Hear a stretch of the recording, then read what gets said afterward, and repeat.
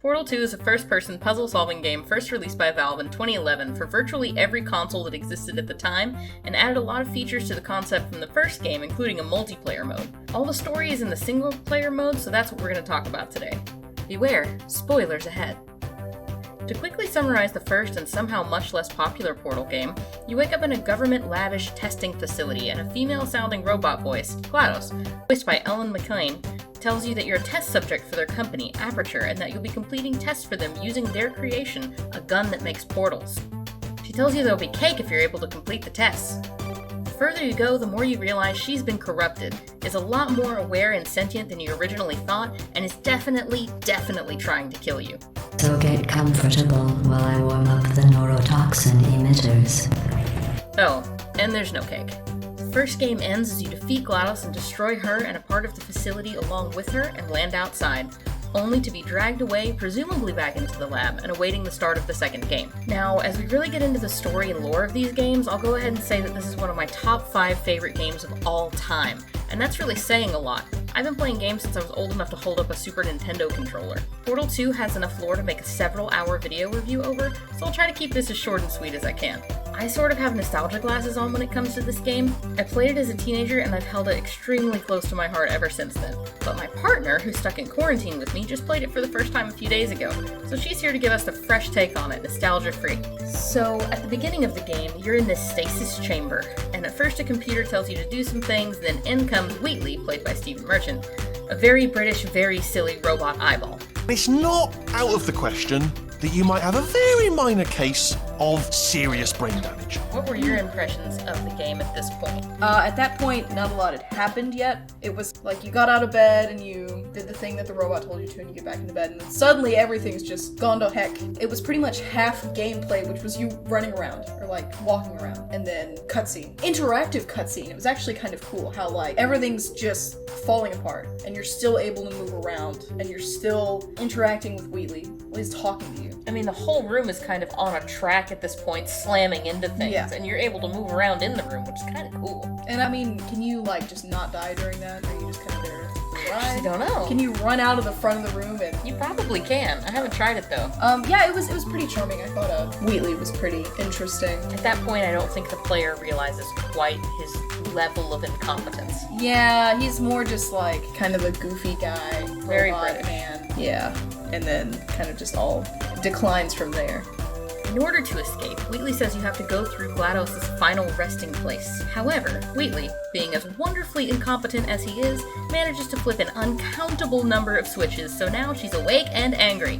As someone with little experience dealing with GLaDOS in the original game, how are you feeling about her at this point? I'd heard things about her prior to us playing it. I'd seen like memes about her, heard stuff that you said, and I was pretty intimidated by her. Like I knew going through the chamber was bad news.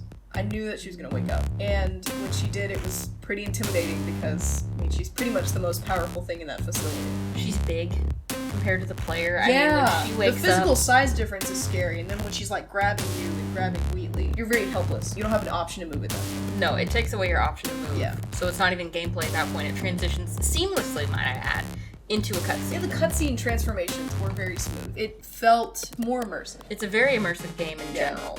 You didn't know a lot about her because you hadn't played the first game. Right. I knew that she had died. I knew you killed her. In the first one. Which is part of like whenever you make someone mad or you do something to someone that you know they won't like, and then you see them again, you know like there's gonna be an issue. It's like you know you're in trouble. Yes, you definitely, the player feels in trouble. Her first line there. Oh, it's you. That's pretty, Yeah. you feel intimidated. You start to feel like you're talking to your mom. Like you get home late at night and your Yep. mom's like, oh, I see, we're home. Yep, it's definitely scary, and it's almost like you're scared she's gonna kill you, even though you know you have the whole rest of the game to go.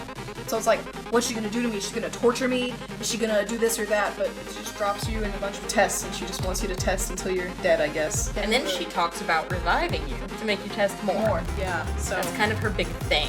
it feels kind of hopeless, I guess, because thinking of it in a character's standpoint, you know, as players, it will be over eventually, because plot has to progress. But if you think about it from the standpoint of the character, it's like, well, God, I'm just here for forever now. And it kind of made me feel a little hopeless, I guess. And thinking about it from the perspective of someone who played the first game first, in the first game, there's not that much plot. The big plot point of the first game is murdering GLaDOS herself. Like, getting to the end is when you finally see, like, the screen pulled up from this corporation, and you start to realize that it's not a clean, sanitary, a lab like we'd think of it today. It's very much like a murder factory. And the second game, you kind of start to feel there, like, okay, we're gonna get back into testing, and that's how the game's gonna go. And then Wheatley pops back up, and you're like, hello? I thought you were dead. Yeah. And I think that a lot of players probably didn't realize at that point exactly how much more plot was going to happen. Right. This game is pretty plot-heavy. GLaDOS is played by the lovely Ellen McLean, who you may have heard as the computer voice in Pacific Rim, or even briefly in Bee and PuppyCat. Oh, I have a video game job for you. Maybe there will be cake. Portal is a puzzle-solving game at its core, and that can easily get old after a while. What the game seems to do to combat its players getting bored is reward you with more voice lines and story progression in between puzzles. Well done. In fact, you did so well, I'm going to note this on your file, in the commendation section. Oh, there's lots of room here. Did well. Enough. So, in short, in an attempt to keep GLaDOS from killing you, you switch her with Wheatley, which puts him in control of the entire facility. Wheatley is on your side here, so you assume this will all go just fine until...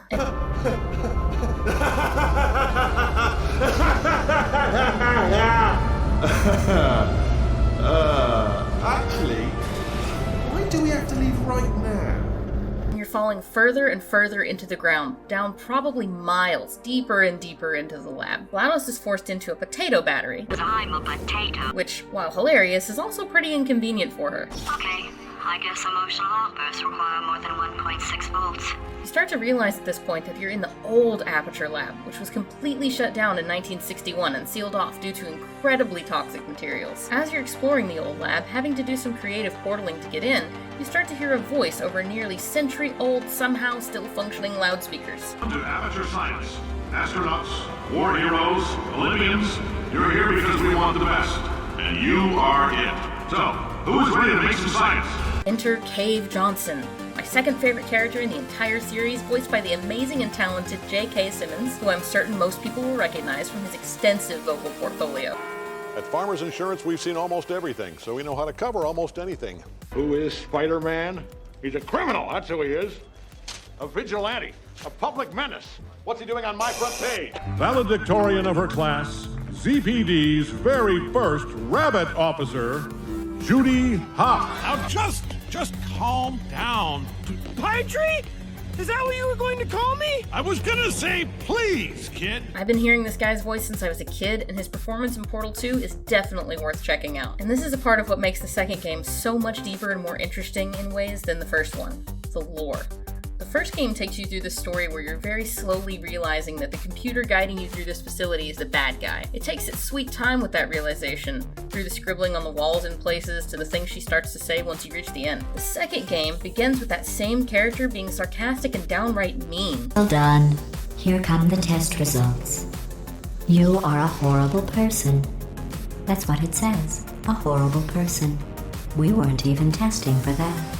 Now that her character is established, it has so much more room for development and time for exploration. The second game reveals some really big things about her too. As you traverse these old testing chambers with this voice telling you what to do, GLaDOS starts to respond. Eventually, she hints at an absolutely chilling backstory. Yes, sir, Mr. Johnson. The first time I played through this part, I started to feel like there was this terrifyingly human side of her. The game progresses, taking you through the past, from the 60s into the 80s, slowly revealing Cave Johnson's story, pre-recorded message by pre-recorded message. Good old Cave, dying before he's able to make himself immortal, instead winds up getting his lovely assistant Carolyn uploaded to a computer. Upset at being immortalized in computer wires and hard drives, she fills the labs with neurotoxin, and thus we loop back around to the start of the first game. At this point, you're desperately trying to get back up to the main labs to get Wheatley out of the driver's seat and take back over to keep him from completely destroying the entire lab. As you do get back up, you realize just exactly how incompetent Wheatley really is. Sentence is false. Don't think about it. True. I'll go true. Yeah, that was easy. I'll be honest, I might have heard that one before though, sort of cheating. It's a paradox. There is no answer. In the end, the goal is to replace him with GLaDOS again as the main control brain of the facility. I think what makes this game one of my favorites is how the characters interact with you. GLaDOS will straight up berate you. That jumpsuit you're wearing looks stupid. That's not me talking. It's right here in your file. On other people it looks fine, but right here a scientist has noted that on you it looks stupid. Well, what does a neck-bearded old engineer know about fashion? He probably... Oh, wait, it's a she. Still, what does she know? Oh wait, it says she has a medical degree. In fashion. From France. Between that and the lore itself, Cave's role in the story, Carolyn's role, the story being so much deeper than it originally appears, it really just gives the second game so much more substance, and it makes for incredibly entertaining gameplay despite how repetitive puzzle-solving games have the ability to get. So would you recommend this game? Absolutely, I would. I think that it has very unique gameplay mechanics that make the game fun, even when puzzles might seem a lot. And it's not too long of a game. We cleared it in a relatively short time. So I feel like it's not too much that you're just totally bored by it and it's just monotonous and too much. For 2011, the graphics definitely look good. It's graphically nice, the story is nice, and the voice work is incredible for how little people are actually voicing the game. So I would absolutely play it, absolutely recommend that you play it.